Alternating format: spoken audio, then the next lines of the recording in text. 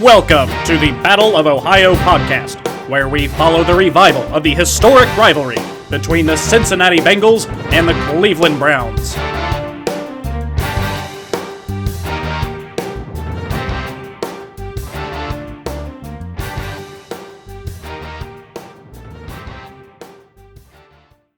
We're locked in. Carson Wentz are trash. All right, I got it off my chest.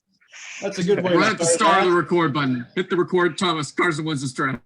Well, I was recording for a couple of minutes before that, but that's a great way to start. Okay. So this is the week 13 episode of predictions. We got the guest who was on the podcast with us this week, Alex Peterman, and so we're just going to see. I think did this dude just be like where?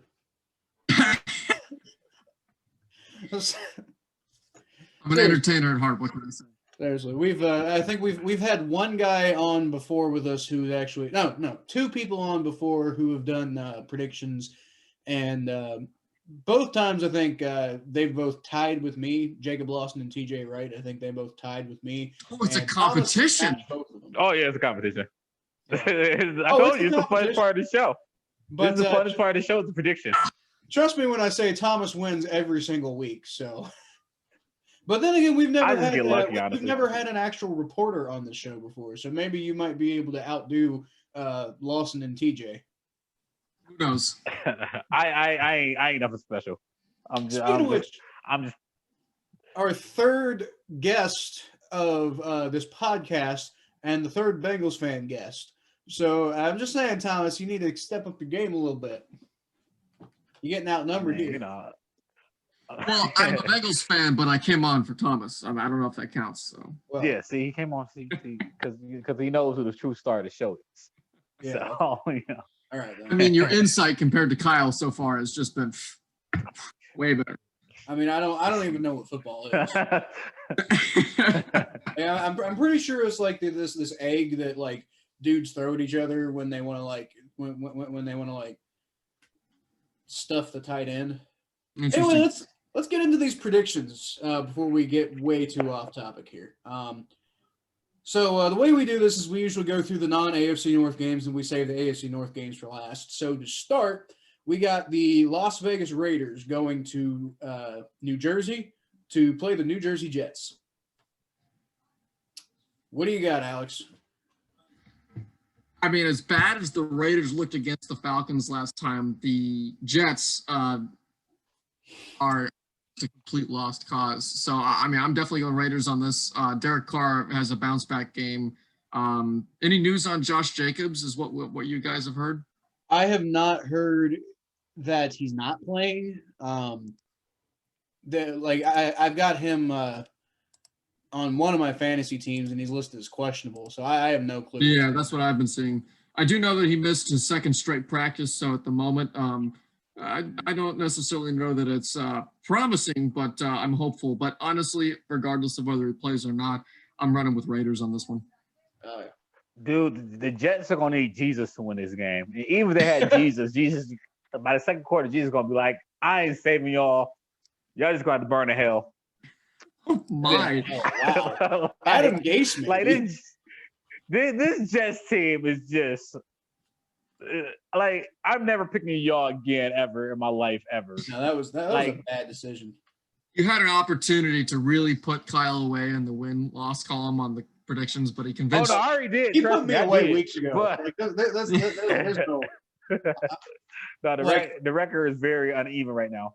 But, he put me away the first week we did this when I got like I think 2 games right, and like I've steadied this ship since then. But like Thomas hasn't had a bad week, so. Oh boy. I did terrible.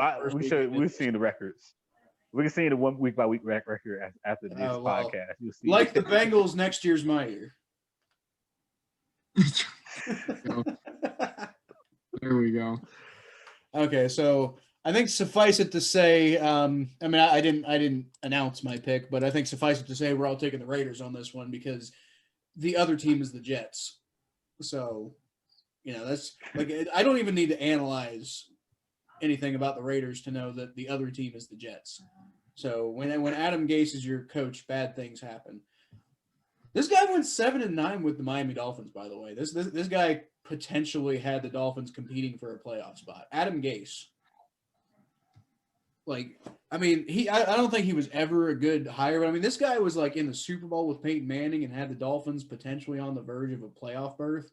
I don't want to say, oh, how the mighty have fallen, because he was never all that mighty, but like, I don't know, he looked like he was going places, and then he hit the Jets. I don't know if he caught Sam Darnold's mono and it like infected his brain or something. That's a hot Next take game, right there. please. Next game, please. Hot take. Yeah. Don't want to spend too long talking about the Jets. Next game, we got the Indianapolis Colts going to Houston to play the Texans in a game that could maybe matter the playoff standings, but honestly isn't that interesting because the Texans are bad. Thomas, why don't you go first on this one? Oh, this is, I think this is going to be actually closer. I mean, you could never, Deshaun Watson can realistically win you almost any game. That's true. Unless you're playing against the Chiefs. Deshaun Watson, he's just an amazing quarterback. He's actually having one of his better seasons. So I can't sleep on the Texans, and this is also a divisional game. But seeing as the Colts are in a playoff race, Phillip Rivers knows what it means to run for playoffs. So I'm gonna go with the Colts. I think it's gonna be a close game. I think it will be a closer game than people think it will be. But I'm gonna go with the Colts. All right. Thomas is picking the Colts. What about you, Alex? I'm going to agree with basically everything he just said. The Deshaun Watson is incredible, but at this point, they've been decimated by injuries. You're starting Johnson, the other Johnson, at both Johnsons, I suppose, at running back. I mean, Will Fuller's out, and that's the real deal breaker for me. Ladies and gentlemen, please start Brandon Cooks if you've got him on your fantasy team, because he's primed for a great game. But that being said, I don't think they have enough firepower, and their defense is so bad that I think that Phillip Rivers and the Colts, especially the running back trio that they have going on right now, I think they're going to be able to pick apart that defense, and I don't think the offense is going to be able to keep up with them. So I'm going Colts on this one. Indianapolis takes it. It means more to them. I do have Brandon Cooks on my fantasy team. There you go. Start him. I'm starting him. He started. I'm literally setting my lineup as we speak right now. Starting Brandon Cooks. I have Will Fuller. Ladies and gentlemen, I have an announcement that I actually have to make.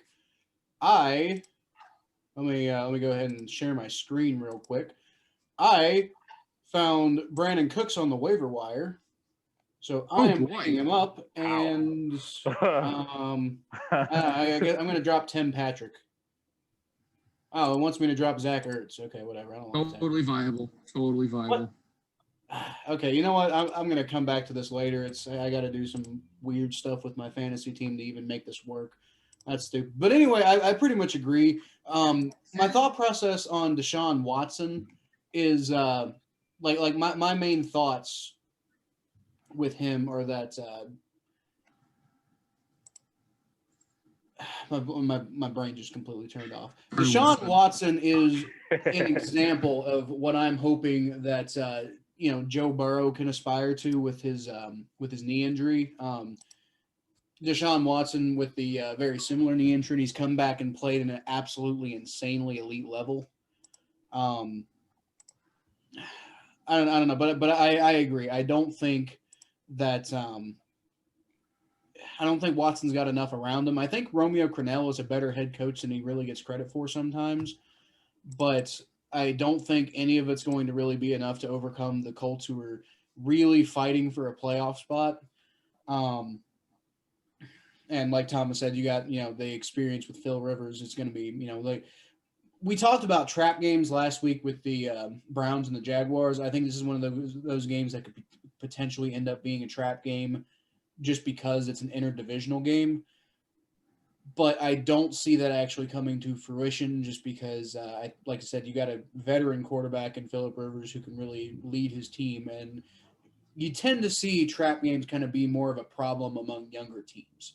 So I think I am definitely going to be picking the Colts to win this game. I wasn't ever really in doubt of that, but just in case anybody needed any confirmation. And just to go ahead and confirm this, now I'm going to be picking up Brandon Cooks.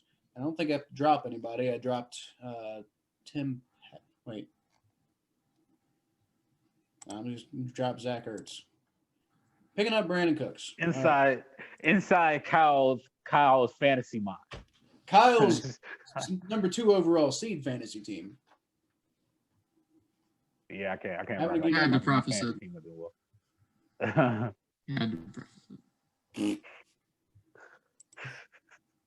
Okay, so who got next? Next we got well, I guess we're not doing that because that's coming later. But next on the schedule, let's talk about these New England Patriots going to Los Angeles to play the Chargers. I guess I'll go first this time since I haven't done it yet. I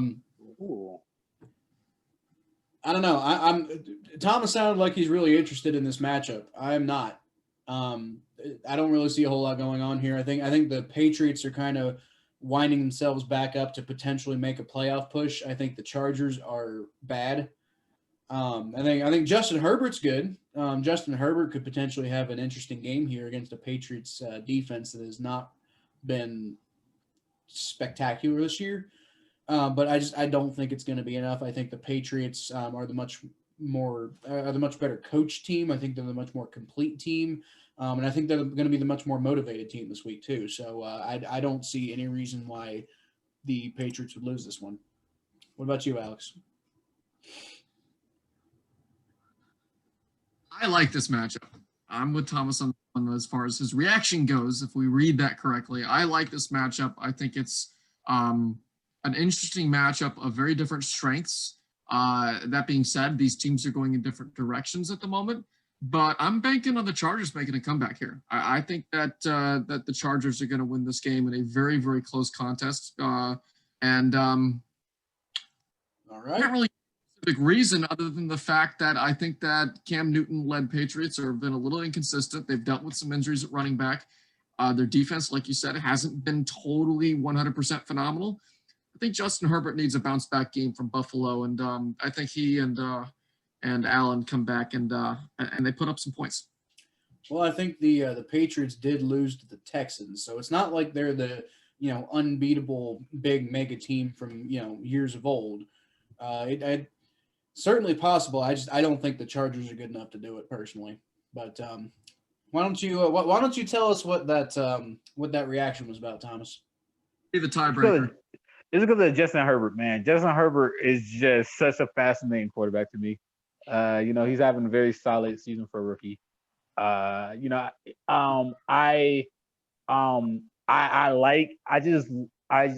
scrappy. The Los Angeles Chargers, they're a scrappy team. And this is a game that they could win. This is an upset. This is an upset that they could make.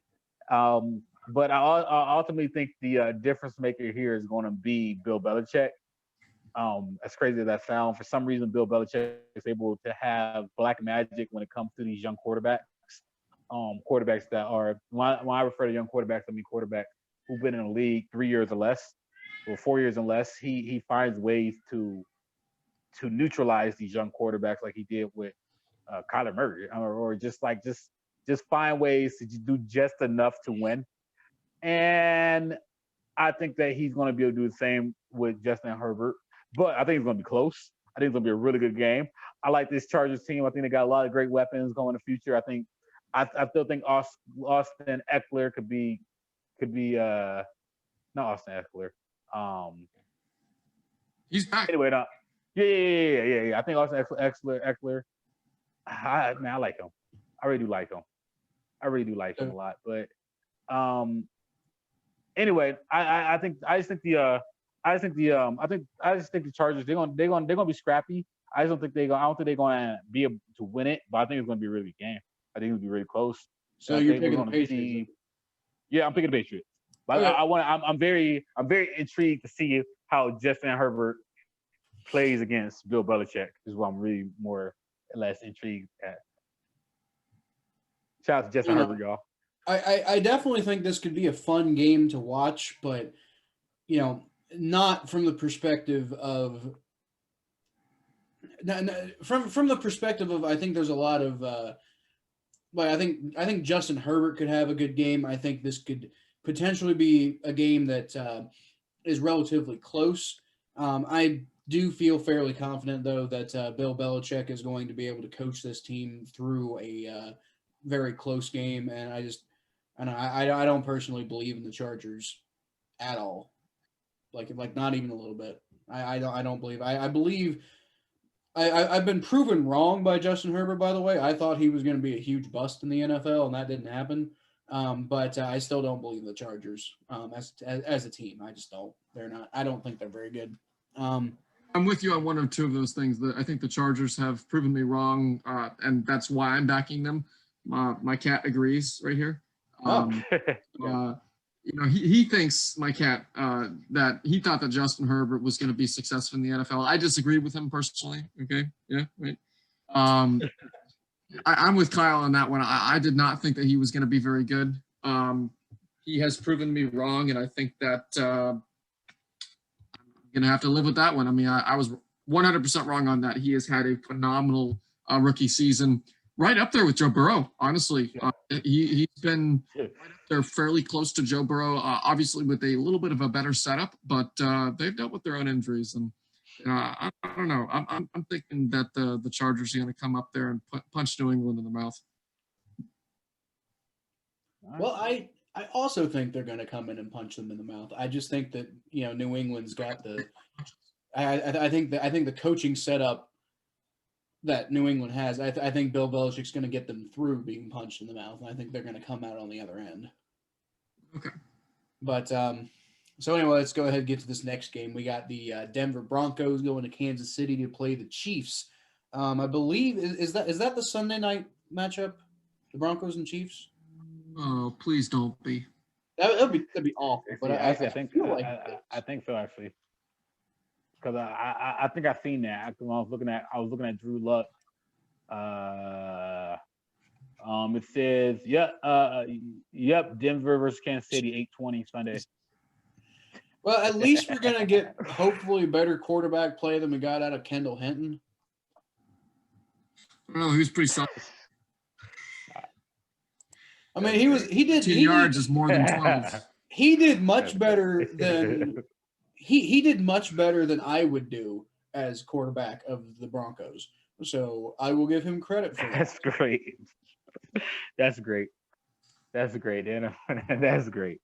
By the way, I want to say this. I want to remind you guys, we want to do something this week. We want to, before we get too deep in these predictions, when you guys have a prediction that y'all think that is out there, that is like y'all staple prediction, y'all can call it your big prediction of the week.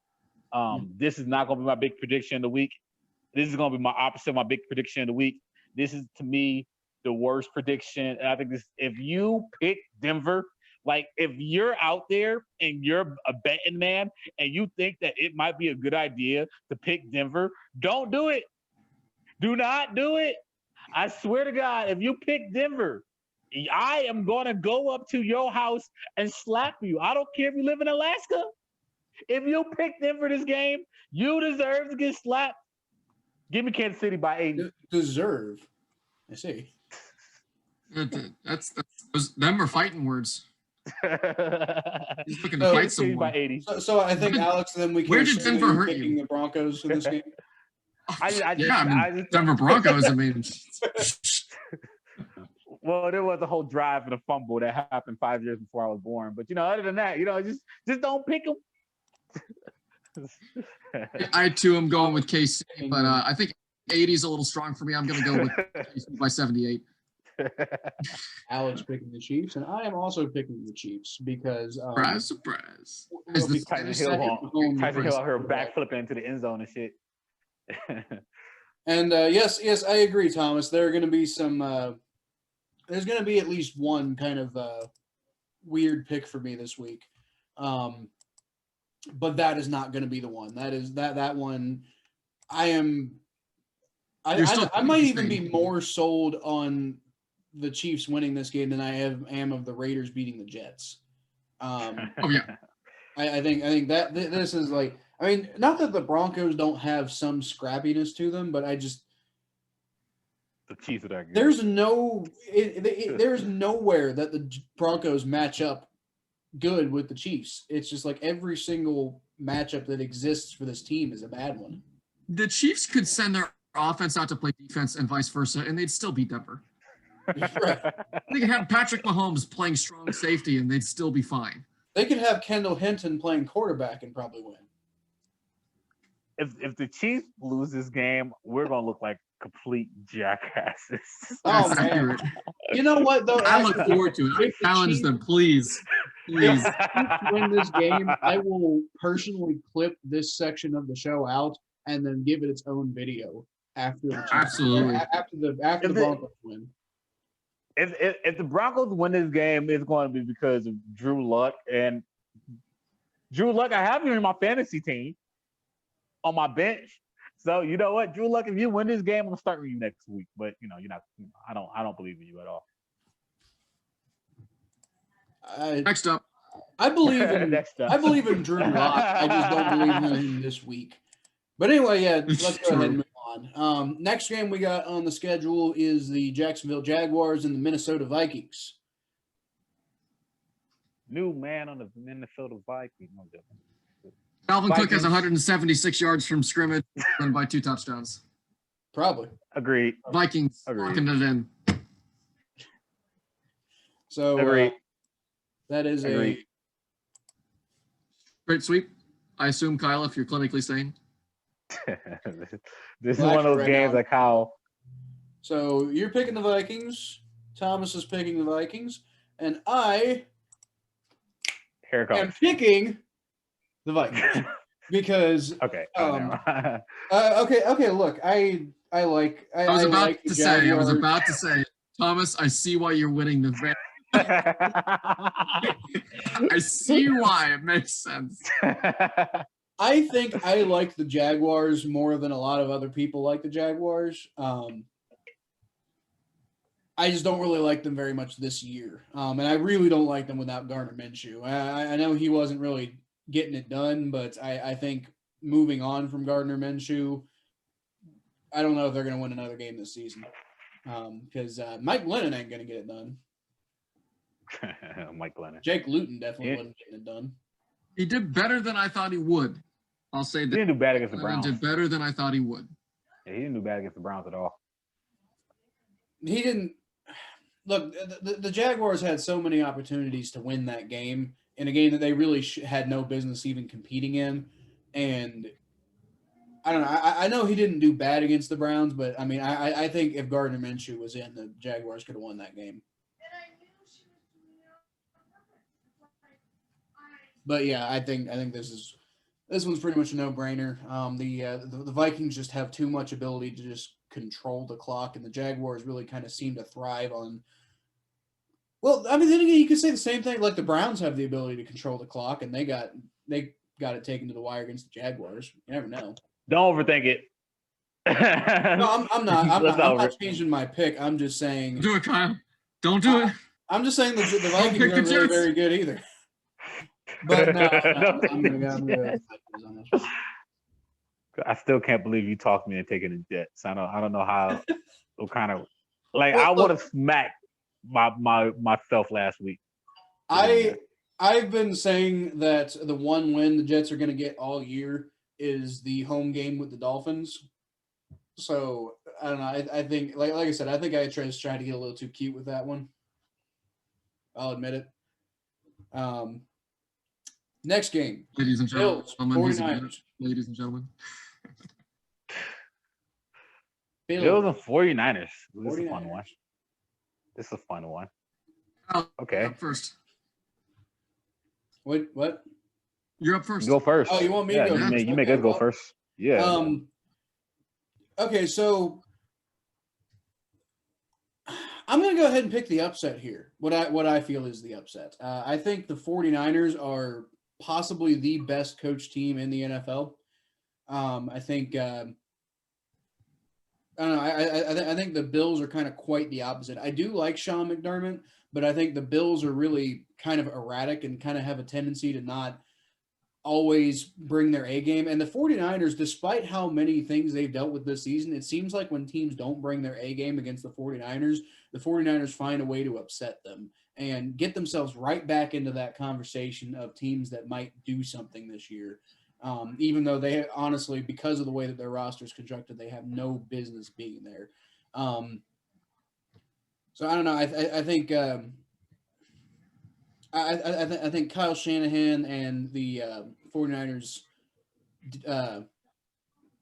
Who's their defense? Who's their defensive coordinator for the 49ers?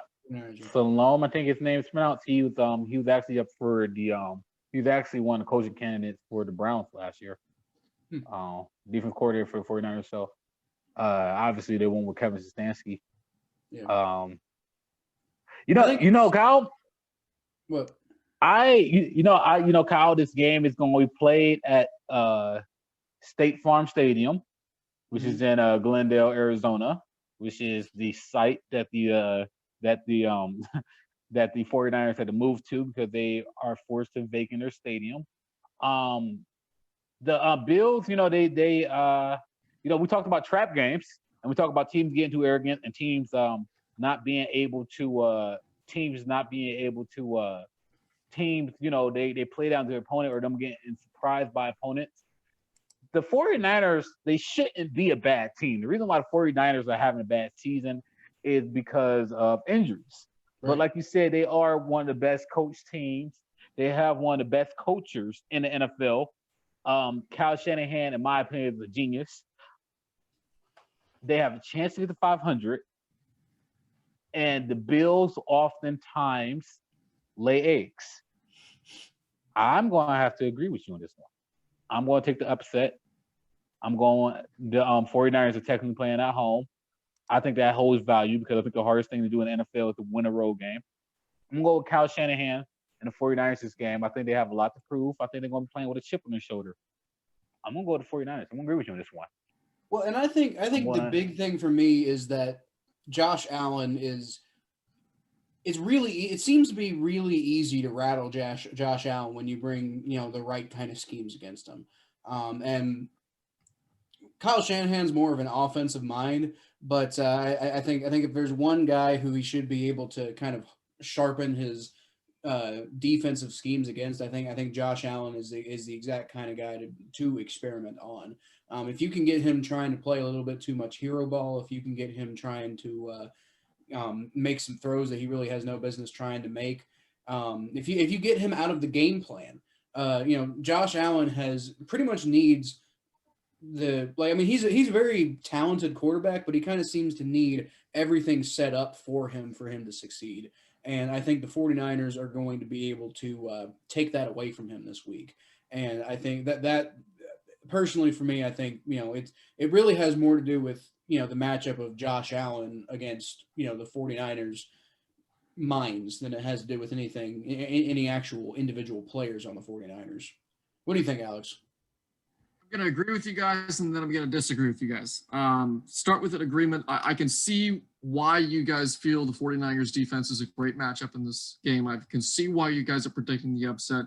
I do think it's going to be a very close game. They tend to come out on top in close games. They have a track record of that. Kyle Shanahan has been phenomenal. That being said, I'm going with the Bills in this game. I do disagree with your statement that Josh Allen needs everything set up for him, because I really don't think he's had everything set up for him in really one game this year, because he doesn't have a running game. Devin Singletary has been a total bust this year. Zach Moss coming in has been okay, but he really hasn't been better than that. It's a one-dimensional offense, and I think that he has made it click. I think all Josh Allen. And so on that train of thought, I think that he is able to will this team past. He got a lot of offensive weapons in terms of his receivers. Stephon Diggs has been light years ahead of what a lot of people predicted, and thank God I've got him on fantasy because he is lighting it up week in and week out, despite his 40-yard performance last week. But I'm going Bills on this one in a close win. Yeah, the offense is good. The offense is good. I think it's going to be close. I wouldn't be surprised to go either way. Obviously, I just want to predict the upset this week, and I think the 49ers have a really good opportunity to get upset this week. And plus, I'm beating Kyle in the standings, so we got to disagree sometime, right? So, come on, 49ers, make me look like a genius. We'll see. Well, I also picked the 49ers, so for what that's worth. Not worth a lot, Kyle. Huh? What? Yeah, I said it's not worth a lot, Kyle. No, I'm joking. I just feel dab at you. I'm joking. Yeah. Love you, Kyle. Okay, so the next one we got on the schedule is actually a game that I am really kind of struggling to figure out what's going to happen. I'm going to let you guys go first because I honestly have no clue who to pick right now. That way you can piggyback off of what we're saying. I see it. Pretty much. Quite possibly. Throw me the Wolves. Throw me the Wolves. I need you guys to give me I need you guys to build me an argument for who's going to win between the Detroit Lions and the Chicago Bears because I think they both suck. Personally. I think they might both lose. You know, if this is a game in which both teams could lose, this would be the game. But Chicago is so god awful. I mean, look, I it's my favorite. You guys like making fun of Carson Wentz. I like making fun of the entire Chicago Bears organization. So just I like making fun of Nick Foles. Inept. They're wildly inept at everything they have even attempted to do in recent years. It is the one team that I will bash without reprieve on any given week. I mean, you're trading up to take Trubisky when Patrick Mahomes was available. That being said, I didn't think Patrick Mahomes was the star that he is, but I certainly knew damn well that Mitch Trubisky was not going to be the guy that they need. I mean, I don't know. And they traded up for him. For a guy that would have been available in the original spot. Anyways, that's a different argument. The Bears. They also skip on Deshaun Watson. I don't know. The Bears aren't. They aren't doing bear down on anything in this game. I'm taking the Lions just because the Bears will find a way to lose, not because the Lions are going to find a way to win. The Bears will find a way to lose, and I have absolutely zero faith in them. And case closed. Lions win. The Bears have been playing like the 1928 stock market. You can see it collapsing as they just go week to week. And it's just horrible. They just been losing. Are they gonna is Trubisky starting next week, by the way? Yes, Did they announce the starter? He is? Yeah, no. My father's a Bears fan, and every week I throw dabs at my father, and he don't watch this podcast, but I'm gonna show some one of these videos. Sorry, Dad, your team is losing this week. So you're picking the Lions? Yeah, I'm going with Matthew Stafford. Do it, Kyle. Go with the Bears. Well, you know what? Actually, this is one of the moments. In my need to piggyback off of you guys, I'm gonna go ahead and anti-piggyback here. I don't know. How would you even put that? But look, I said this last week in when we predicted the Bears and Packers game, and I got that one wrong, in fairness. But look, this team, this Bears. Whoa. Stop it for a second. I'm sorry. Did the Bears over the Packers?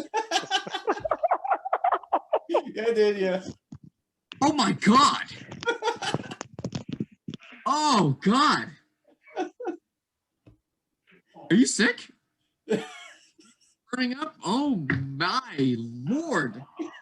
The credibility, I saw it. You know, you were talking about the Bears with Thomas. You were talking about the Bears with the stock market. Oh, my God. I could see Kyle as the investor jumping off the bridge. I'm back. It's awful to say. I'm back. Well, fuck you too. So I'm just going to go ahead and say I'm going to say the same thing I said last week, except this time they're up against the Lions and not the Packers. He's learned nothing. I don't know what it is because I'm not sitting here. I'm not here to tell you that Mitch Trubisky is a good quarterback. I'm not going to try to argue that in any way, shape, or form.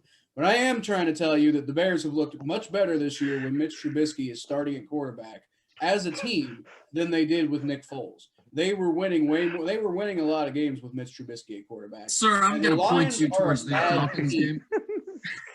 So give me the Bears this week. Oh, God. Mitch Trubisky is going to start a playoff game, and everybody is going to hate themselves for it. Oh. Wait, you're thinking they're going to make the playoffs now, too? Yeah. I just can't stop Thomas, how did you get paired up with this guy? Laughing at her. She's going to break up with me. And I'm going to have to explain, no, it wasn't you. It was Kyle picking the Bears 3 years ago. Oh, my it just God. got me. Oh my God! I'm sorry. I needed the when you said, Kyle, you're the investor jumping off the bridge. That guy. But he's holding Mitch Trubisky in his arms as he goes. Now you guys don't have to deal with Mitch Trubisky. Oh man, he jumped off the bridge with. Oh man. No, there you go. I don't need the White Claw. Oh boy, that is accurate. Oh, you see what happened? Kind of like Betty White needing a Snickers. Kind of like Betty White. What happened was, Kyle, you're not yourself when you don't have a White Claw.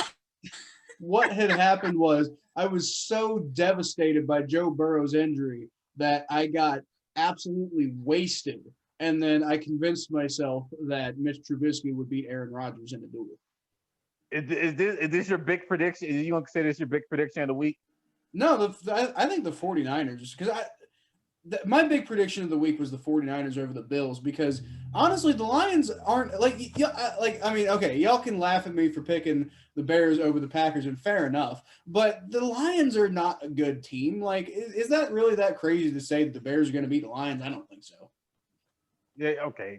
They're not. The Lions aren't great, so it's not. No. And they just fired Matt Patricia, and I don't think Matt Patricia was so damaging for that franchise that they're going to beat. They're going to get like the new fresh start boost. I don't think Matt Patricia was a good coach by any means, but I don't think this was like the Texans firing Bill O'Brien or anything like that. Okay, yeah. Okay. I just think the Bears are hilarious. Also, I also think that Montgomery is like the worst running back in the NFL. Well, he might be. Yeah. But although you were just talking trash about Devin Singletary, so. Yeah, but Montgomery, come on. Yeah, I had him on my fantasy team early on, and I Montgomery, quickly. I might have drafted him in like the 24th round, but beyond that, I wouldn't have. My auto drafted him because I got drunk on draft day because I didn't want to be in the league. I was forced to. That's another story. Oh, boy. So I'm stuck with him. I apologize. He actually had a decent game last game, but that was it. Even a blind squirrel finds a nut eventually. Kirk Cousins won a primetime game. I think Andy Dalton did All too. right, who we got next? Crickets. On that note, who we got next? All right, so next we got the New Orleans Saints traveling to Atlanta to play the Falcons. Last time we had this matchup, I believe our guest picked the Falcons to win, and that didn't work out so well. The guest will not be picking the Falcons in this matchup. Okay, so we already know who Alex is picking. Why don't you tell us why, though, Alex? Yeah, sure. Look, the Falcons have just been a dumpster fire this season, which is a shame because they've got so much talent. Yeah, I don't get it. It's mind-boggling, to be honest with you. This is an instance in which, pure and simple, the Saints are a better coached team. It's not an issue of talent. It's an issue of coaching, and it's an issue of coming through when it's most needed. And to be honest with you, I don't even think they're going to need to come through when it's most needed because the Saints are just better right now. Even with Taysom Hill, he's shown up and he's performed admirably. I think the Saints have all the firepower that they need to give the Falcons a very rough afternoon. I'm not saying it doesn't have the potential to be an upset. I'm not saying it doesn't have the potential to be close. But it seems like anytime the Falcons can be looked at as a favorable matchup in any game this year, they've just been a huge, enormous, massive letdown. And I'm just not going to be falling victim to that this week. I'm going with Saints. I am also going with the Saints, but I really want to take a second to appreciate Taysom Hill. Taysom Hill was a quarterback for BYU. Injuries at BYU. I'm sorry. Taysom Hill played for BYU. It's important to highlight the injuries that he had at BYU. He have had 2 injuries. He have had a foot injury, and I believe he had a leg injury, if I'm not mistaken. And for him to just come back, he was also 5-time All Idaho player. How do you get 5 all-time player of the year? Anyway, he was all Idaho player of the year. So there's a lot to like about Taysom Hill. I like Taysom Hill a lot. I like his story. I like his comeback. I like his ability to now become a quarterback out of nowhere for the Saints, and I like what he's doing. So you know what? I am believing in Taysom Hill magic, and he's gonna keep on rolling against the Saints, and I think they're gonna beat the Saints. I'm sorry, against the Falcons. I'm over getting my teams mixed up, my colleges mixed up. Let me stop with that. Let me just say it. Taysom Hill, I believe in you, bruh. I believe in the Hill. I believe in you. Brandon Allen and Taysom Hill. Well, okay, I don't really believe in Brandon Allen. I just, Whoa! My whole picture of you is shattered. Talking about my credibility. Nah. Okay, look, Taysom Hill, I believe in you. We'll get to Brandon Allen in a minute. Taysom Hill, I believe in you. I believe in you, Taysom. So you get to the playoffs. I don't believe in Taysom Hill. I'm just going to go ahead and say that right now. I'm going to disagree with your assessment on that, Thomas. I don't. I think there's some things that he does well for sure, but I do not think that he's the quarterback of the future by any means in New Orleans. However, at the same time, I'm going to pretty much agree with every single thing that Alex said, in that the Falcons are a dumpster fire. Now, I mean, they look pretty good against the Raiders, which that was pretty surprising. But outside of that, like, I don't know, unless they just have another miracle game in them, I don't see anything good happening for this Falcons team. Even with Taysom Hill starting at quarterback, I think the Saints are going to easily win this game. And we don't make score predictions on this segment, but if we did, it would be. I think it's not going to be a close game either. I think it's going to be the Saints are just going to roll right over the Falcons, and it's not even really going to be much of an interesting game to watch. When the Falcons are down, they don't have any ability to come back. No. See, I was so prepared for this 28-3. It doesn't matter, but I had a list of facts about Taysom Hill and his injury history. I had this whole monologue ready to talk about like how Taysom Hill survived injuries in college and stuff. I'm like, all of that just went out the window when the whole Bears conversation came up. So thank you, Kyle, for ruining my rant that I had ready. Like I saved it for next week. I saved it for next week.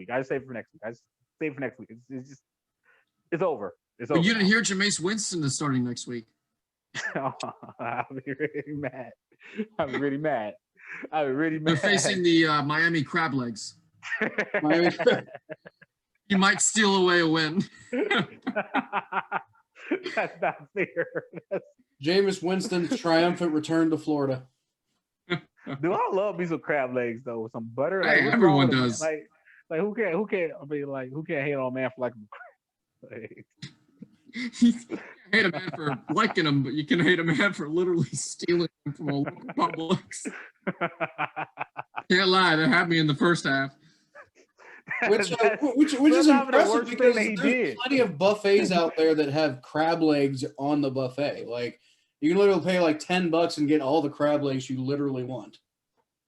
But let's not forget that Jameis Winston also got on a table in the middle of college and started yelling F them right in the P word. Yep. Well, yeah, but that was fun. You know, That's Jameis that was Winston so- for you. like that's a college bet for sure. Like, hey James, hey, I bet you won't give this table and just start yelling after writing the P word. Man, I'm a star quarterback. Bet you I will. And that's how that conversation went. Probably get elected president talking like that. Anyway, we got the Rams and the Cardinals next. We got the Rams and the Cardinals next. Fun game. Yeah, that could be a really interesting game. Now, I mean, the problem is you got Jared Goff starting at quarterback, and you got a hobbled Kyler Murray also starting at quarterback. I'm actually going to be starting Derek Carr over Kyler Murray this week in fantasy, just because Kyler didn't look so great last week, and the Rams are not nice to quarterbacks. The Jets, however, are very nice to quarterbacks. So, I mean, I know Derek Carr had a really bad game last week too, but I personally they like giving. Yeah. I personally believe in Derek Carr against the Jets more than I believe in a hobbled Kyler Murray against Aaron Donald. That said, I do think the Rams are going to win. Well, wait, no, not that said. That actually follows along with exactly what I said. Yeah. So anyway, yeah, that Rams defense I think is going to take care of business against the Cardinals and a hobbled Kyler Murray. Merlot. He's very Murley. Murley Kyler.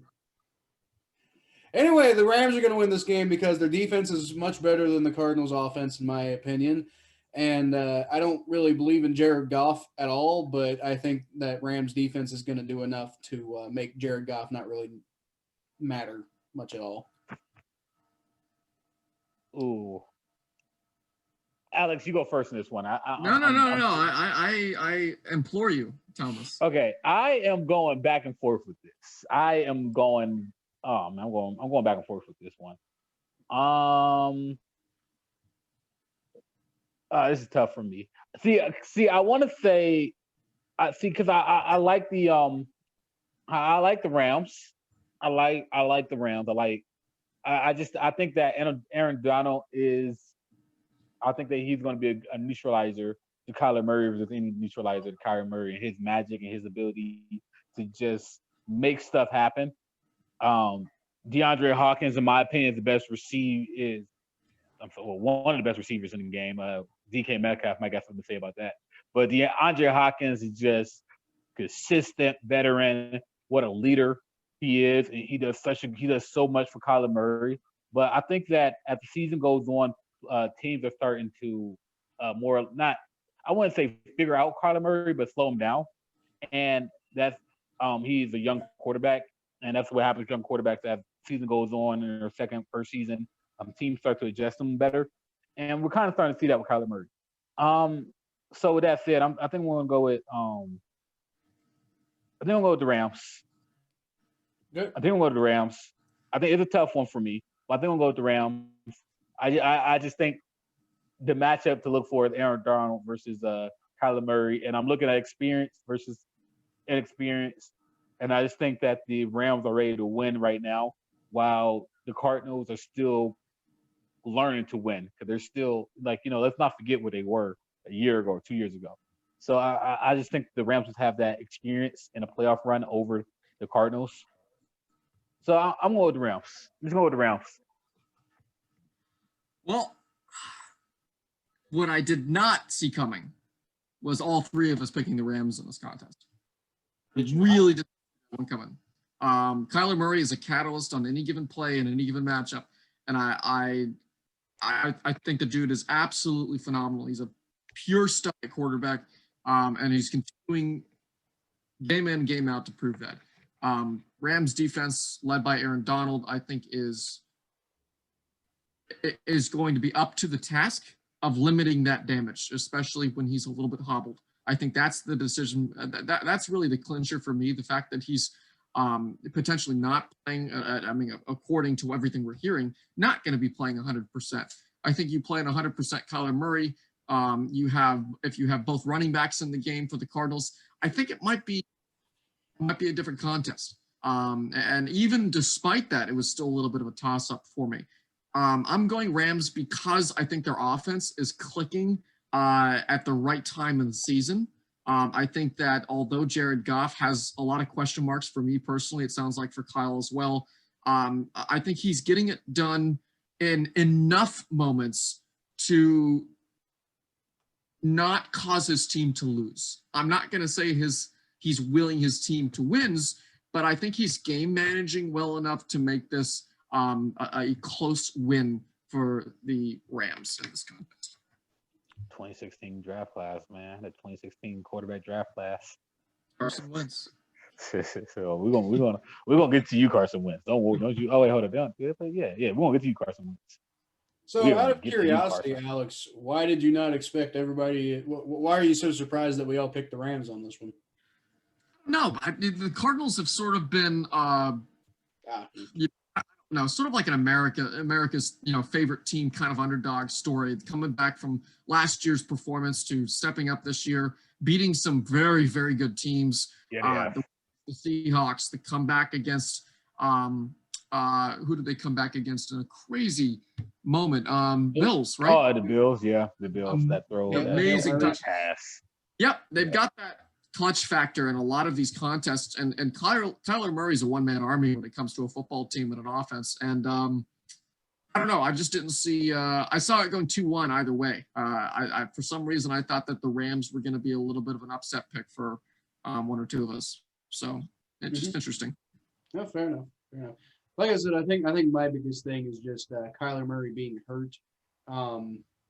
Makes it pretty difficult for me to Kyler Murray playing hurt makes it pretty difficult for me to see a whole lot of obviously I think the Cardinals could win. I definitely think if Kyler Murray is maybe not as hurt as he seems like he is, I think there's certainly a couple of things that could go the Cardinals' way. I don't think this is a slam dunk for the Rams. So in your defense, I can see why you'd be surprised that it's unanimous across the board. But I don't know, just to me, it seems like the Rams are, the more complete of the two teams right now. I'm in agreement with that. But compounding that is the fact that you picked the Bears. I don't know what to expect from you anymore. You know what?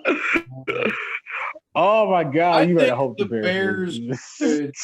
I think the Bears would the Packers again. Yeah.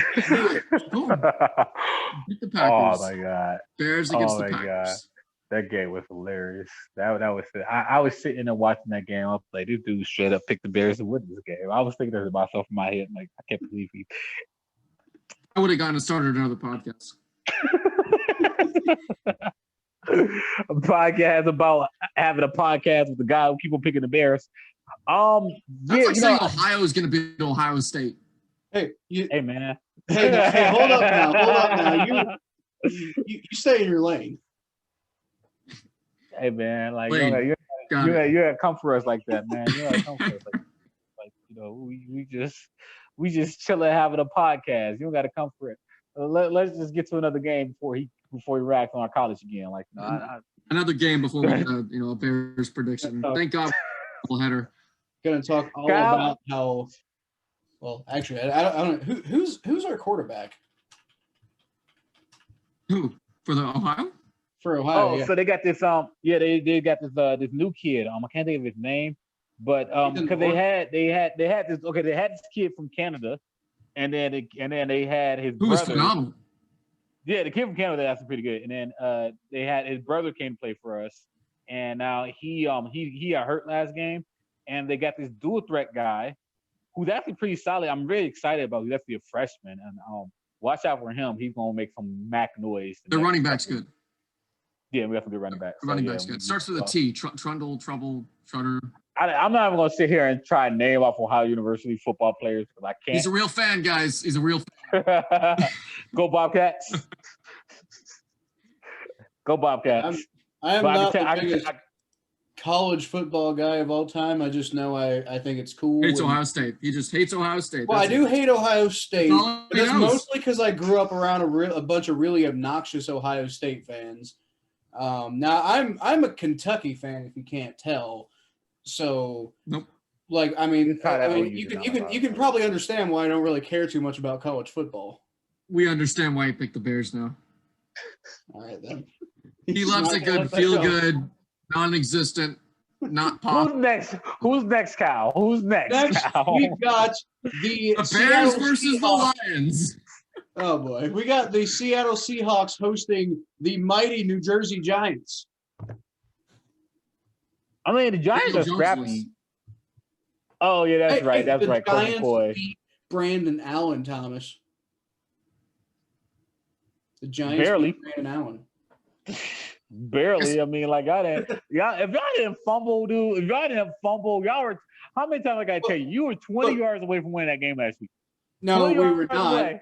Because look, if Brandon Allen doesn't fumble, then that's great and all. You know what happens? We drive to like the 30-yard line or something like that, and then Randy throw an interception. True. True. That's true. But you know what? Maybe we'll get good because we need an excuse to switch to Austin Seibert. I'm getting sick and tired of this calves injury motherfucker who won't go away. Okay, look, I don't want to spend too much time on this game. I like Colt McCoy.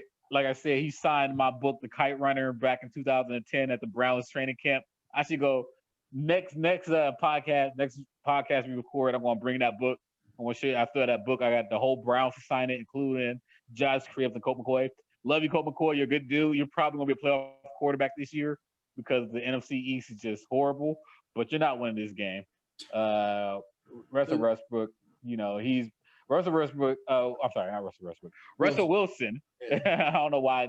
Sorry, basketball. It's basketball season. Russell Wilson is my favorite quarterback in the NFL, guys. I'm a big fan of him.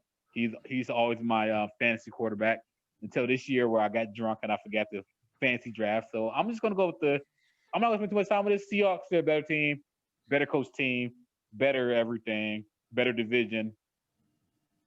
The true hard-hitting questions. How many copies of The Kite Runner has Russell Wilson signed? Probably. You mean Colt McCoy? No. Oh, you really Russell do mean Russell Wilson? Because we know Colt McCoy has at least one. That is a stat that Russell Wilson likely cannot compete with Colt McCoy in. Oh, hey, man, I'm going with the G-Men on this one. My upset of the week. Yeah. Colt McCoy, 17 for 20, 435 yards, 7 touchdowns. He runs in for 2. They win 45-44 in a triple overtime shutout. College rules. They throw away the NFL rules, throw in the college rules. Colt McCoy, comes back in. No, he doesn't. Colt McCoy makes like a kite and he runs away. Just like the very book that he signed, the Russell Wilson-led Seahawks run all over him. I should say the DK Metcalf-led Seahawks because the dude is a one-man machine. It's a blowout. Chris Carson back is a huge deal, an underrated deal for, not specifically for this easy win, but Chris Carson adds a new dimension to the Seahawks. They've struggled without him. A mixture of, not to mention that Carlos Hyde isn't bad, but to be relegated to Carlos Hyde, Dallas, this group of kind of no-name backs that is just in rotation. They've been missing their running back leader. Chris Carson adds a new dimension. They run all over the Giants, and he helps them get back into not get back into, but just continue a playoff run. And he's a very, very good player, Chris Carson. All right. I like it a lot. Chris Carson is a very good running back, but I don't know. He's been. I don't know how much of a factor he's going to be for the rest of this season, considering his injury. He didn't really come back so great after the injury. I don't know, man. I think the Giants have. I think the Giants have a lot of things going for them. I think that pass rush just it got to Brandon Allen in a way you could tell it was starting to rattle him. I just think they got Devontae Freeman back this week too. I think they might have Devontae Freeman back. So you've already potentially got one of the best running backs in the NFL coming back and basically sitting all over Chris Carson and his pansy ass can't get 10 yards on any given handoff. I think. I don't think I've ever seen him run for more than 3 yards at a time. Chris Carson? Yeah, no, Chris Carson. I don't think he even knows how to run a He football. had a 16-yard touchdown run last week. Well, that was a hologram. So Blind squirrel finds a nut eventually. Got it. well, no, that wasn't that was fake. That's fake news. That's not real. We don't do fake news on this podcast. The real surprise is the Bears come out of nowhere and beat both these teams in the matchup. By the way, No, Seahawks are playing. The Seahawks are playing in Century League Field, and they're almost unbeatable in Century League Field, even without fans. So anyway, suffice it to say, I'm picking the Seahawks, not the Vikings. Not the Vikings, not the Giants. Not the Bears. Certainly not the Bears either. I had my doubts. So, Thomas, I don't believe you gave me your pick yet on this one. Or maybe you did. And Seahawks. Yeah. Seahawks. I mean, I figured. Let you Colt McCoy, Seahawks. You could do Colt McCoy, Seahawks. Yeah. Poor Colt McCoy. Can't sign more than one copy of the Kite Runner and can't beat the Seahawks. What we got next? Well, he tried to, but he got a cramp in his wrist. He tried to, but he got sacked by Carlos Dunlap. I had like the whole Browns team sign my book, man. I got some autographs in that book. Shoot, Josh Cribbs told me he had to read the book too when high school, so there was that. I had a. I don't even know if I have this hat anymore. I don't think well, yeah, right here. Ah. So you can't really tell anymore. But I got a bunch of Bengals signatures. That's Shane Graham right there. Nice. From back in like 2007 or 8 Bengals training camp. Man, I got like Ben Utech on here. I mean, like I'm diving deep for some of these names, but you can't really see any of them because again, it was 2007 or 8, so they've all faded. And back before I was sporting the Mohawk, I was a big hat guy, so obviously this one got a whole lot of use. Yeah, I do. I'm so mad we didn't have training camp this year. Yeah. Thank you, Corona. Yeah. All right. So, do we have my favorite team playing next? I don't know about your favorite team, but we certainly have your favorite quarterback playing next. That's what I mean. Yeah, of course. Everybody's absolute favorite, and I guess we could call him a friend of the show at this point because we reference him so much, so often. We've got the man, the myth, the legend, Carson motherfucking Wentz. Okay, I just want to go. First of all, I gotta go first because I just want to say this. I was first to the party, to the Carson Wentz trash party. Like, I been saying Carson Wentz was trash before all of y'all been saying Carson Wentz is trash. So, you guys on ESPN First Take, y'all still in my bit. Y'all are still in my bit. You guys are still in my bit. I started that. I started the Carson Wentz's trash movement. That was me. Man, I wish if I didn't have to quarantine 2 weeks ago, I would have totally went to that game. Anyway, Carson Wentz, you are undoubtedly trash. You are no doubt trash. And before I get to why Aaron Rodgers is going to hand you a plate of whoop ass, you are such trash. You should be benched. I'm surprised you didn't get benched last game. I guess they threw a touchdown. Congratulations. Congratulations on your 16th touchdown of the year, Carson Wentz. But let's talk about all those interceptions, Carson. And let's talk about how you have a douchey name like Carson. Yeah, agreed. 15 interceptions, Carson. Anyway, give me the Packers. Give me the Packers. All right. Give me the Packers. Definitely think we're going with the Packers on this one. I don't think a whole lot has to be said. I'm going to be going with Packers too. There's just a dominant team against a team that I don't think they really know what they're doing. Carson Wentz. They explained that they were going to start Carson Wentz, but throw in Jalen Hurts a lot more than they did. They didn't really have him in on many plays, but the down year for a poor franchise at the current state of affairs. So Packers easy. You're in the NFC East too. Like, come on. So I'm gonna go ahead. I think the only team I'd pick the Eagles over would probably be the Bears. All right, then. So I'm going to go ahead and actually pick the upset here. I am going to pick the Green Bay Packers to defeat the entire NFC East this week. So no, I'm not actually picking an upset. It's obviously the Packers. Yeah. Nah. Okay, so we are once again on a countdown, by the way. So Alex, you are way too good of a guest apparently, because we are not keeping this short at all. I'm having fun. Y'all having fun? I'm having fun. I live to All right, entertain. let's knock out these AFC North games. Let's do this last video. Knock out these AFC North games. I'm ready. All right. Well, let's go ahead and get started with the Dallas Cowboys and my boy Andy Dalton playing against a team that he is historically very good against in the Baltimore Ravens. Just saying. You go first, Kyle. All right, your boy, go first. Andy Dalton. All right, guys.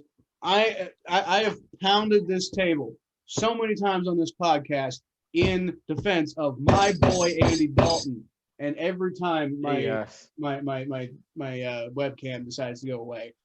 We just need to look at the standings to figure out how that's gone.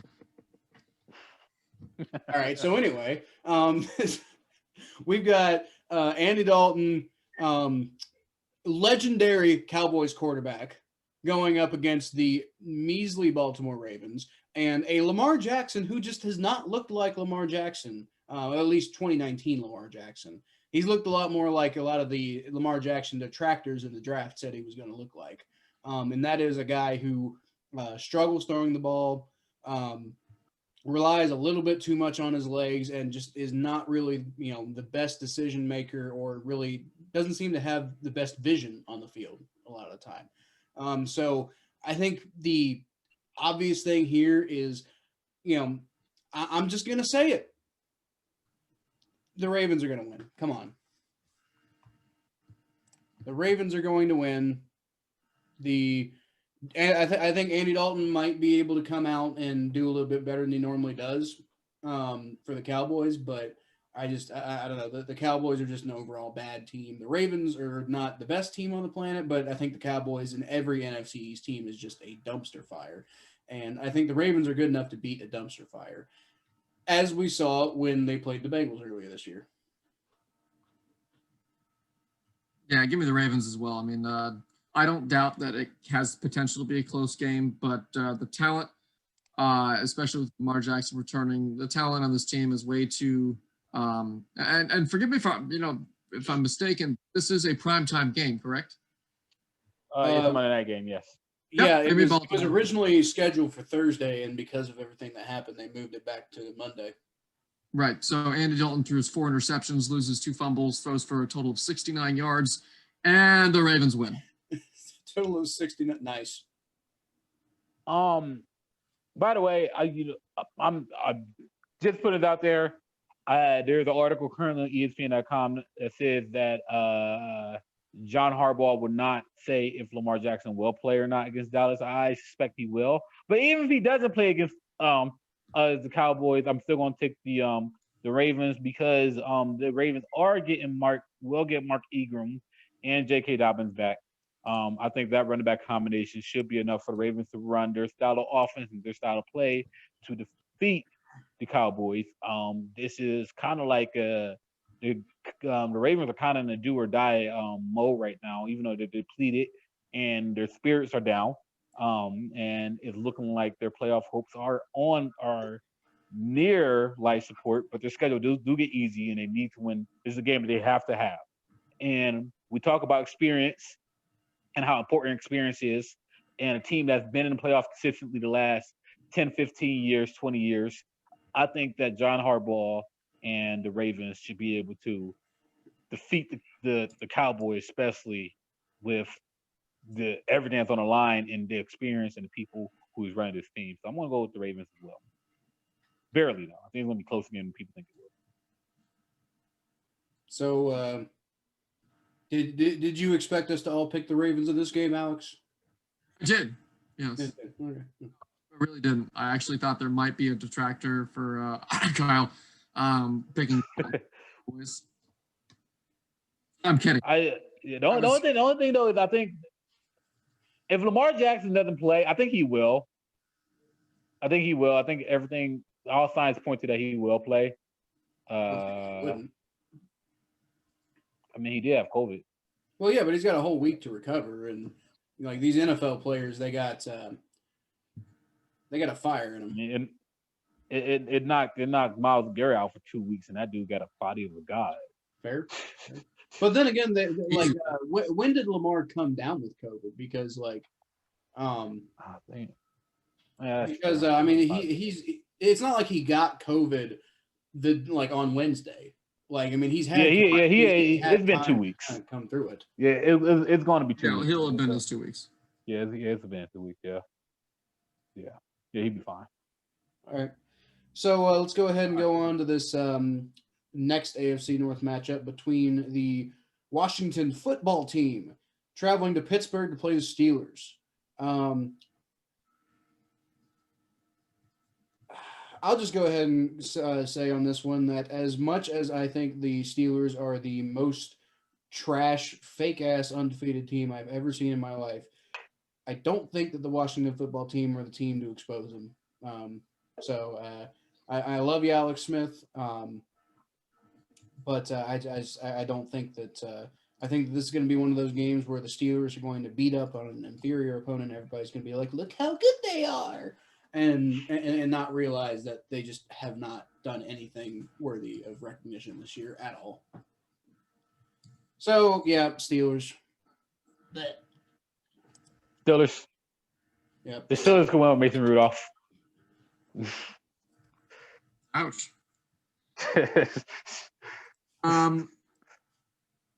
Tough for me, actually. And part of me really wants to go Washington on this one. Okay. That the Steelers have been, I honestly kind of think the Steelers are going to win, but I'm actually going to pick Washington. Ooh. I'm going to pick Washington. This is going to be my upset pick of the week. Okay. I know their chances are low. I know the game is in Pittsburgh, but they play down to some opponents. Gibson's been phenomenal for Washington. Alex Smith has been a solid game manager, just as he always has been. I think they have the potential to keep this game close. That being said, Steelers have all of the clutch factors going for them with the season, an undefeated season on the line should that moment happen in the fourth quarter. But screw it, I'm going Washington. They win by a field goal at the end of the game, and I'm sticking to it. Okay. All right. Okay. I like that. I think Gibson and McKissick have a solid performance. I think Gibson and McKissick have, between the two of them, I think they put up 135, 140 yards. Okay. That's fair. That's fair. I hope I'm wrong. I hope you are right, and I hope you get to come back on this podcast one day and laugh for this pick as well.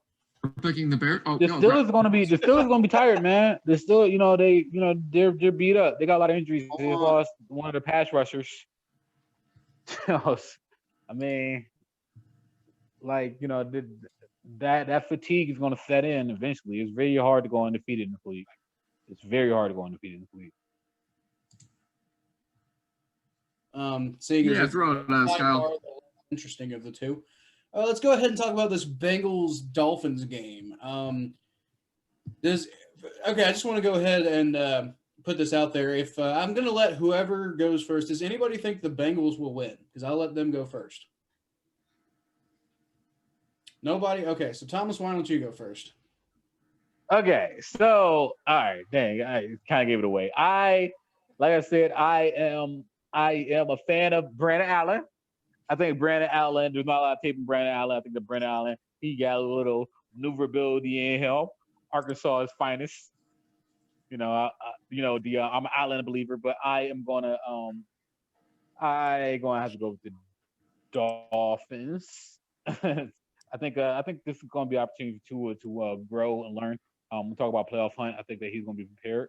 Although the Dolphins are a young team, although the Dolphins might have holes. I don't think the Bengals are the team that could exploit it without Joe Burrow. I think if Joe Burrow played this game, I think this would be a completely different story.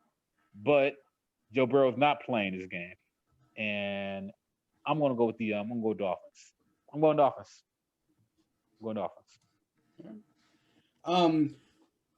I'll just go ahead and say that the Bengals, without Joe Burrow, beat a playoff team last year.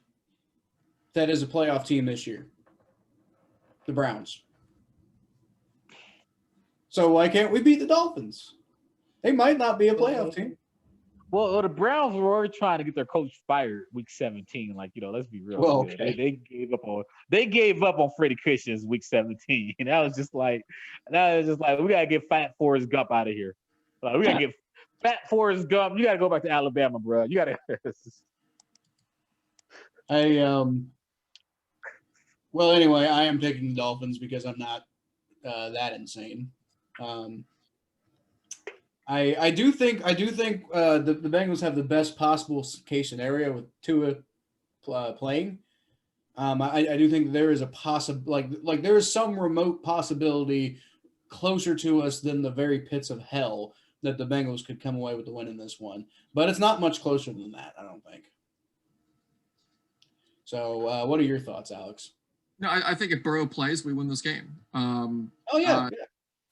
But given the situation, I think this game is going to go very similarly to the game against the Giants. Honestly, I think the Bengals are going to be opportunistic. I think they're going to take some advantage of some mistakes from a young Dolphins quarterback. And I think they're going to keep this game relatively close.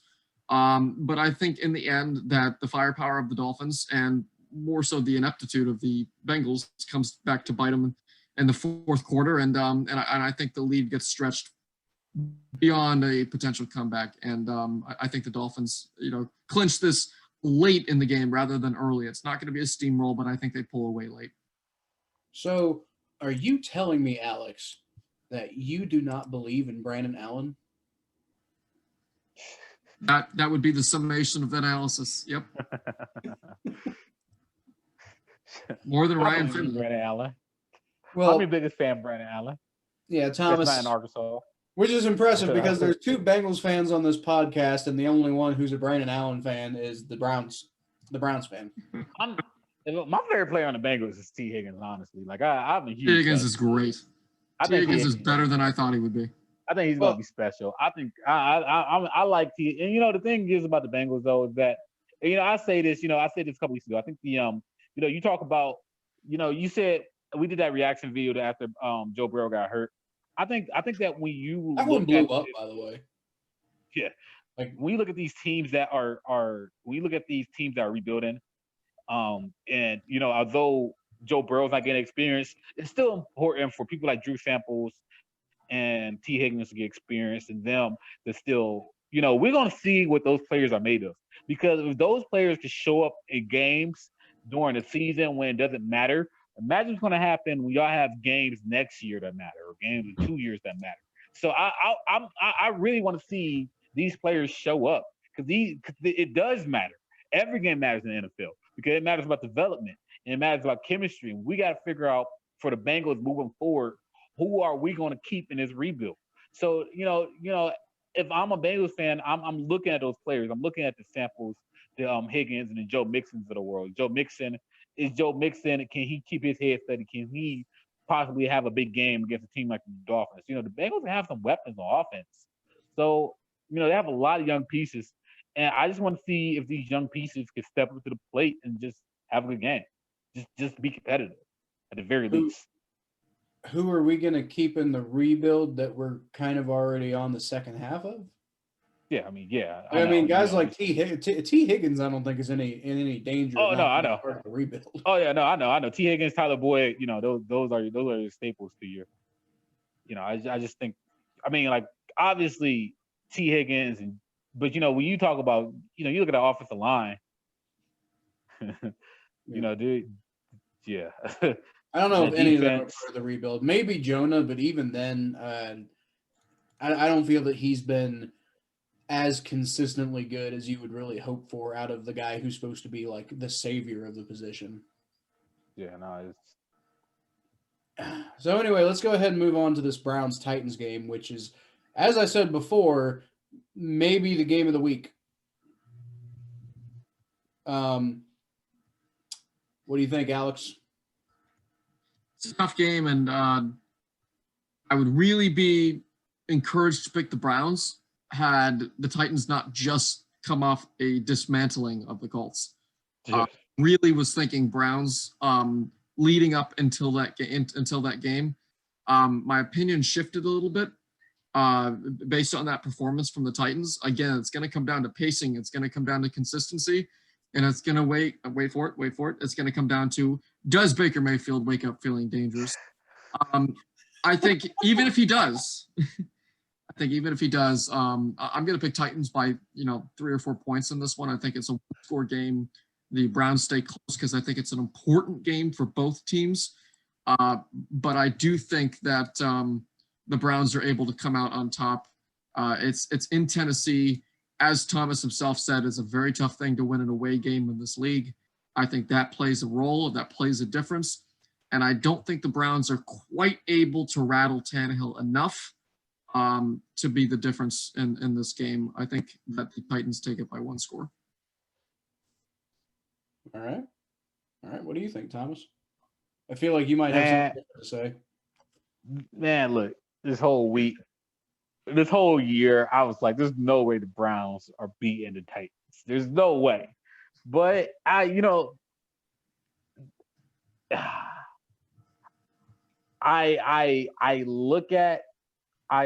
remember what Baker Mayfield did.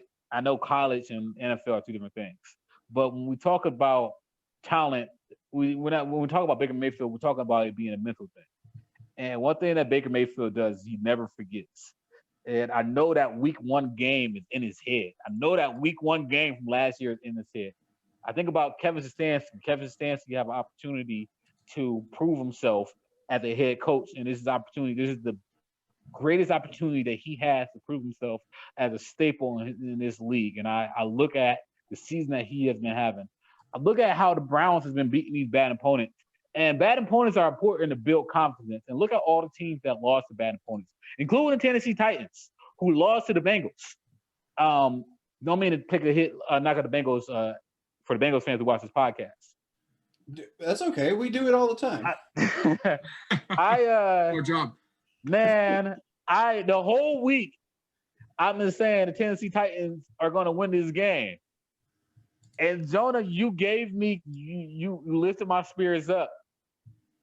The difference between this game, I think, is going to actually not be Baker Mayfield. I think the difference in this game will be Myles Garrett. Myles Garrett gets some early pressure and rattle Ryan Tannehill.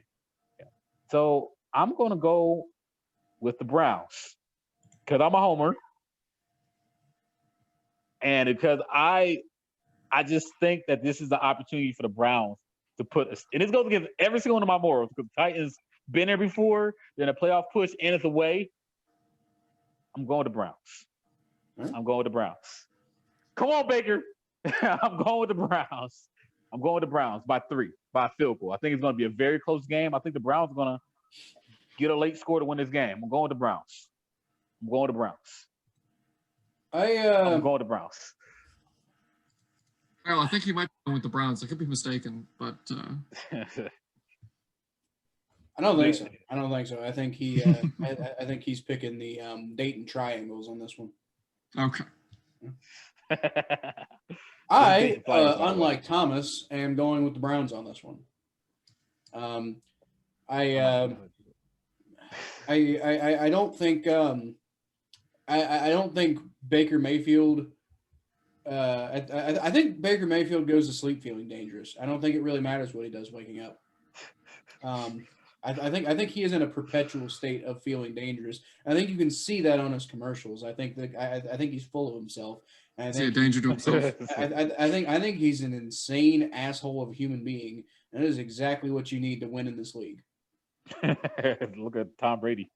Well, Tom Brady's not insane. He's just an asshole. He does eat. He's a very successful asshole. He's an asshole who I like seeing win because I like seeing the Patriots haters squirm. And I'm not even a Patriots fan. Some strong feelings here involved. But anyway, this is not we're not talking about the Buccaneers here because actually the Buccaneers are on bye this week. We're talking about the Browns, and I think a big part of where I think this game is going to go. I think this game is going to come down to two things. It's always going to come down to the offense versus defense. There's no that's just football right there. But I think the biggest thing here is one, who can really control time of possession. Now, I know the Titans have, in my opinion, the best running back in the NFL in Derrick Henry, but the Browns can mix it up so much with Nick Chubb. You got Kareem Hunt, and with Baker Mayfield's ability to riff off of that with the play action. I don't know. I think that the Titans' not so good defense. I don't see them being able to stop the Browns' rushing attack enough to really get this game into a position where Baker Mayfield's not basically just going to be able to game manage it away. I don't think this is going to be any sort of statement win for Baker Mayfield. I think this is going to be one of those games where the Browns just kind of beat the Titans and Baker Mayfield's there and hanging out and winning also. I don't think this is going to be any kind of win for Kevin Stefanski. I don't think it's going to be a big statement win for him. I do think, I've mentioned it on this podcast before, I think Kevin Stefanski was the best possible hire the Browns could have had, and I was so pissed when they picked him because I was really hoping for Mike McCarthy. I was really hoping for somebody to just keep that whole circus thing going. But it didn't happen. Y'all got Kevin Stefanski, and that was the correct pick for the Browns.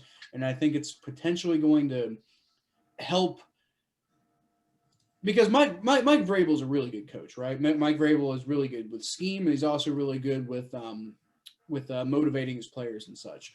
I don't think Kevin Stefanski is quite on Mike Vrabel's level, but I do think he's close enough that he is not that Mike Vrabel's ability as a coach, I don't think is going to make that much of a difference in this game just because Kevin Stefanski is good enough. I think like I said, I think what's really going to make the difference in this game is the Browns have more weapons in the running game, and then again, Baker Mayfield's ability to riff off of that running game. And it's not that Ryan Tannehill can't riff off of the running game either, but again, it's the number of weapons that the Browns have at their disposal. I think is going to help the Browns kind of matriculate this game away. It's going to be kind of a low-scoring sludge fest, I think, which for me that's one of my favorite kind of football games to watch, just because there's so much more nuance and intrigue to it than just like the big high-flying, like Santonio Holmes catches in the end zone where I hate the Steelers more and more every single day. I think this is going to be a defensive slugfest, and I think I'm going to enjoy watching it. I'm not sure how many people are going to enjoy watching it, but at the end of the day, this is going to be a game a lot of people are going to talk about. They're going to be like, the Browns are a legit contender this year for the first time in a very, very, very long time. It's not going to be pretty, but it's not going to be unconvincing either. It's interesting because I think it relies on Baker Mayfield and Jarvis Landry connection because that was clicking really well last game. Yeah. The weapons themselves, after Odell went down, I mean, you look at the receiver core of the Browns, and it's just about spreading the ball around because there's no true playmaker other than potentially Jarvis Landry as the number one option. But it's about just, sharing the love, sharing the football with all of those receivers because they certainly do have the options. I would say there's a little bit more star potential on Tennessee's side right now at this current moment. But that's not to say the Browns can't challenge them. I think it's all about if the Browns get that 4-minute offense in the fourth quarter. That's something that Kevin Stefanski likes to get in. If they get that lead, if they could get a lead late third quarter in the fourth quarter and dominate. We talk about ball possession, how important ball possession is. Those running backs, Kareem Hunt and Nick Chubb, seem to get better as the game goes on. So establishing the run early and developing that play action, like you said, splitting the ball around. Jarvis Landry said, and yesterday said in an interview today that he is itching to get into a meaningful game. So obviously Jarvis Landry will get best effort this week. Jarvis Landry played the one playoff game. As I remember, his stats were pretty good that one playoff game with the Dolphins. I can't remember his stats off the top of my head, but I remember looking at him thinking, man, those are some really good stats. Jarvis Landry loves these big games. I think Baker Mayfield is going to be right there with him. You know what? I'm going with my emotions. I'm going to be real with you. I'm going with my emotions. I'm a Browns fan. I'm 26 years old. I was born a year before they left. I was born the year that Bill Belichick took them to the playoffs. I am going with the Browns. We need this one. This is a game that the Browns just say the Browns are back, and this is a game that we need. That's all I gotta say about this. Drop the mic. I'm joking. No, that's a fair assessment. I don't know. I do think that there's a potential that you might be falling a little bit into the trap in this game that I fell into when we picked the Bengals Steelers back in like week 10 or something like that. Because I talked about it at the time. I was like, this whole year I've been saying, this is not the game that Bengals fans need to pay attention to because it's the Monday night matchup with Joe Burrow up against the Steelers for the second time. That's the one where I think that the Bengals, should be thinking about a win. And now, obviously, with Burrow being out, that's completely ridiculous. Well, the Bengals have won 4 in a row, though. So, right, but at the time, I was like, I've been picking against the Bengals in this particular game this whole year, but I talked myself into it because I got, it was the big emotional thing. I think to an extent you might be doing that here, but I don't think it's that egregious because unlike Alex, I agree with you that the Browns are going to win this game. So, but anyway, guys, I think that's pretty much going to wrap it up for the predictions this week. We'll be back on what would it be? This episode is going to be what's today? Thursday? Thursday? September 3rd, Thursday. Yeah. So we will be back with the next episode, like the recap of these predictions on probably Tuesday or Wednesday, most likely Wednesday. And there's a Tuesday game. What? There's a Tuesday game, I believe, isn't there? Yeah, there is, but we can't do anything about that. Like the schedule is what it's going to be. But by then we'll probably have an idea. It's the Ravens and Cowboys. I think we all picked the Ravens, so that's not really going to make that much of a difference. We'll already have known that I won. Yeah. Right. So we'll know who looked good and who looked bad when the Bears beat the Lions and you guys look like idiots. So. I'm gonna record those words. Oh my God! Well, they already recorded. But oh my God! If the Bears win, Twitter's going to be a storm between me and you. Well, again, have no fun with Twitter. They're playing the Lions. It ain't that big of a crazy. It's not. That's the whole thing. That's all. I agree with you. It's not that far fetched that the Lions lose that game. They are the Lions, but right. But anyway, like I said, guys, thanks for listening. Don't forget to like and subscribe. Comments if you have any thoughts about the games. Comment with your predictions, or just if you have any ideas about stuff that you want to see us do, stuff that you want to see us talk about. We always like hearing from you guys. If you want to come on an episode, just let us know. We're always open to having pretty much. You don't have to be a journalist like Alex. You can just be some rando fan who nobody cares about. Well, we're happy to have you. We prefer journalists. This is a podcast by fans for fans, and it's about the fans. Alex is a journalist, but he's also a fan. So all journalists are fans, though. It's like you don't become a journalist if you're not like I don't know nobody. No, actually, I know plenty of maybe not journalists, but like talking heads and stuff who they're just more fans of the game of football rather than a fan of any one team, and they kind of use that to their advantage so that they can be a little bit more objective about the games. I got you. You're right. I know. I'm just giving you a hard time. Go ahead. Close out the show. Yeah, but anyway, thanks for listening, everybody. I already went through all that. Yeah, thanks. Check out the next episode. Bye-bye. Go Browns. Who dey? Thank you, Alex, man. You're great.